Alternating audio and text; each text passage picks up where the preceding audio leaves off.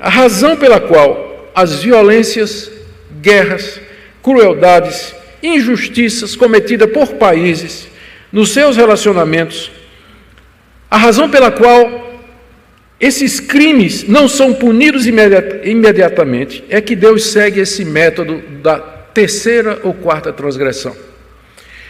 Deus observa e anota a transgressão dessas nações, e na quarta, quando a medida estiver cheia, Ele haverá de mandar seus juízos e seus castigos. Eu digo isso que tem muita gente que vê as guerras, vê a crueldade que foram feitas nas guerras, e eles perguntam: onde está Deus? Nós acabamos de ver que Deus, Ele tem o tempo dEle. Ele espera até que a medida da iniquidade esteja completa. Eu não sei quando a medida da iniquidade de um determinado povo vai se encher, mas eu sei que Deus sabe.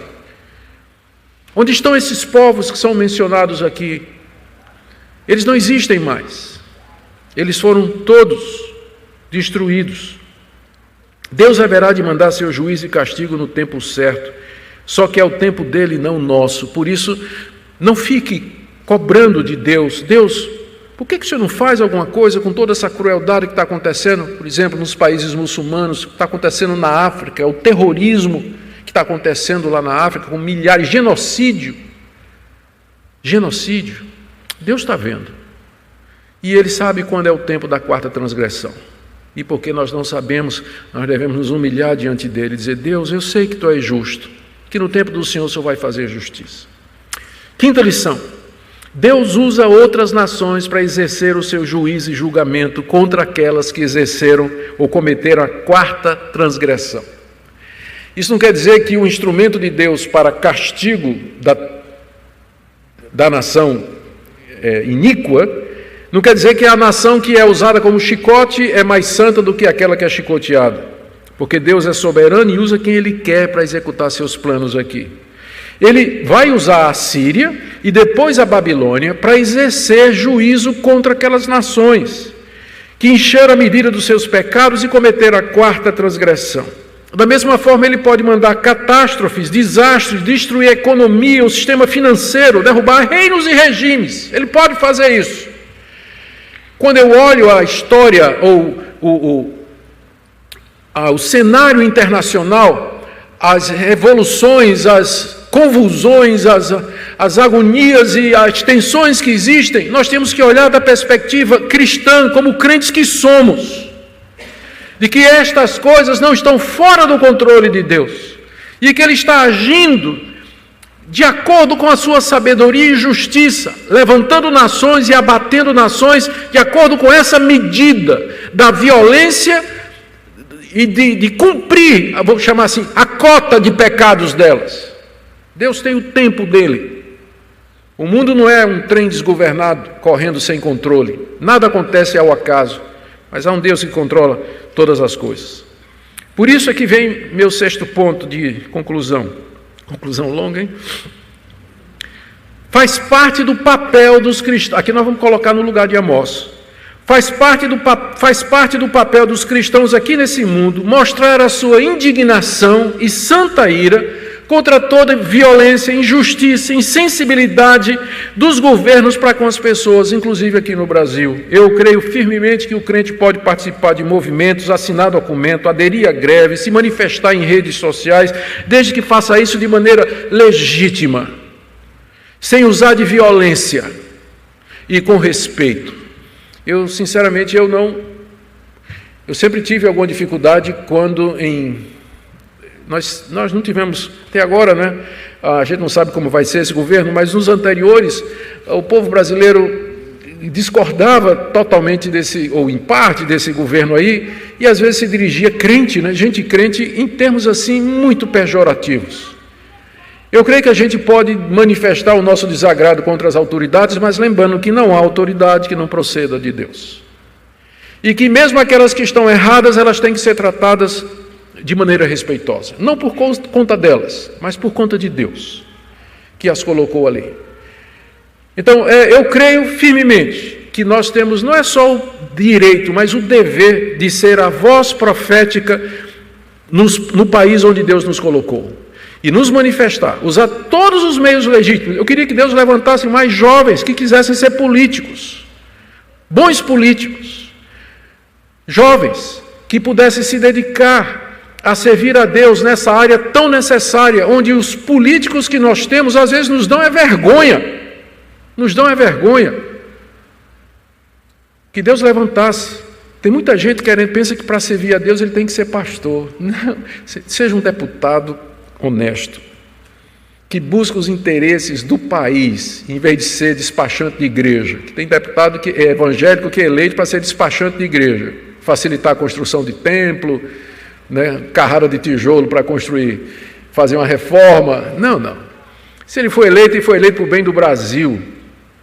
E como nós precisamos de políticos que pensem assim, políticos evangélicos que pensem assim. 7ª lição. Somente no dia do juízo é que Deus vai fazer justiça plena nas nações, por isso até aquele dia você tem que confiar. Você tem que conviver com a injustiça. Vai ter governo que vai ter leis injustas. Só existe um Messias, e não é esse que está aí não. Só tem um Messias que vai de fato libertar-nos de todo o jugo e de toda a injustiça e de toda a opressão. E nós aguardamos a chegada desse Messias, e aqui é o meu último ponto, é que o leão que ruge contra as nações, ele é também o leão de Judá. Ele é o Cordeiro de Deus, é Ele que vai presidir o julgamento das nações. Esse julgamento que está prefigurado aqui, ele vai ser presidido pelo Senhor Jesus Cristo, como está lá em Mateus 25. Naquele dia, quando o Filho do Homem vier, Ele se assentará no trono da sua glória e as nações serão reunidas diante dEle.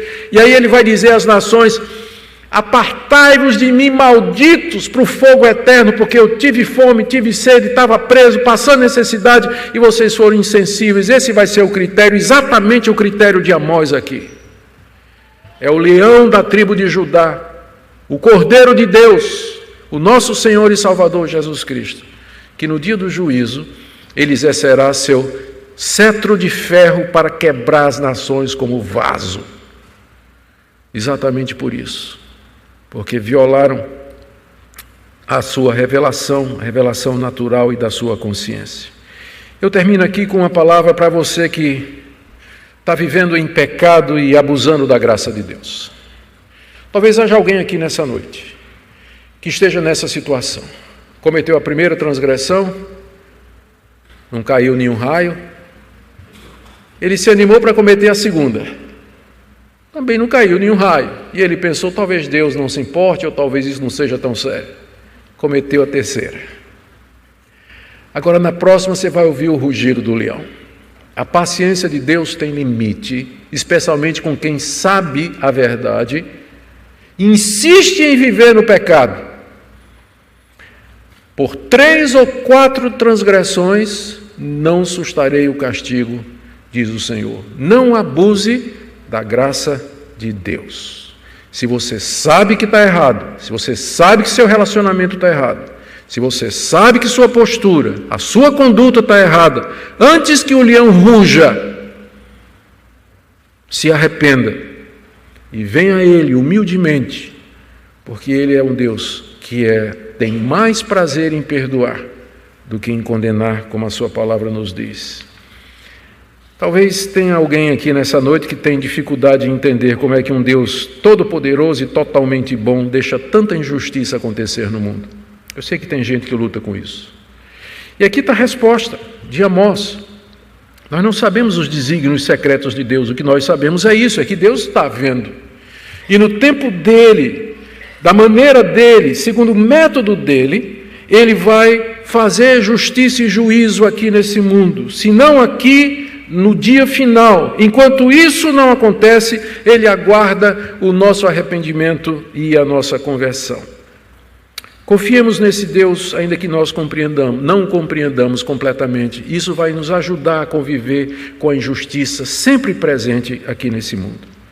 E a todos nós, que Deus nos dê graça para servir ao leão de Judá, ao Senhor Jesus, juiz de tudo e de todos, diante de quem um dia todo joelho se dobrará e toda língua confessará que Jesus é Senhor, para a glória de Deus Pai.